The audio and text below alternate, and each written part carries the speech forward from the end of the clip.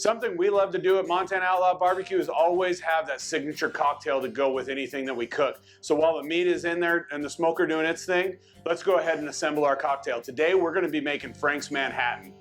Frank's Manhattan comes to us from a good friend of ours in Tennessee, and he taught us the tricks to making this. It's great. So for this drink today, we're going to be using a Willet rye. It's 110 proof. We like that spiciness that's going to add to the drink. We're going to mix that with a Carpano Antica Formula vermouth. It's a good sweet vermouth, and that's a high quality vermouth is key to this drink. We've also got our Angostura bitters, maraschino cherries. We're going to mix all that together, and it makes one fantastic cocktail. All right, so now that we've gone over what we're going to have in our cocktail, let's go ahead and assemble it. We're going to start with 2 ounces of rye whiskey. If you're not a rye fan, feel free to go ahead and use your favorite bourbon. It's just got to be some sort of really good whiskey. If it's not a whiskey you wouldn't drink on its own, it shouldn't be in your cocktail.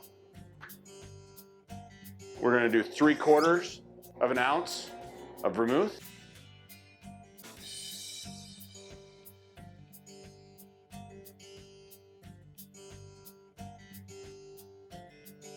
Four to 5 dashes of bitters.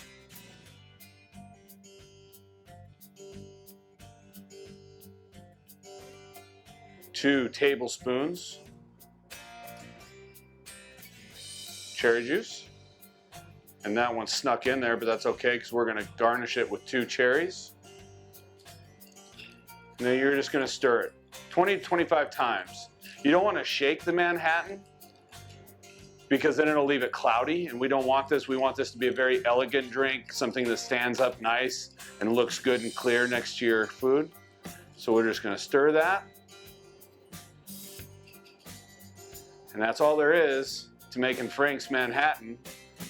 And I'm going to tell you, you guys wish you could taste it because it is delicious. Yeah, it's got the right amount of spice from that Willet rye, the good sweetness from that vermouth. Yeah. You want one?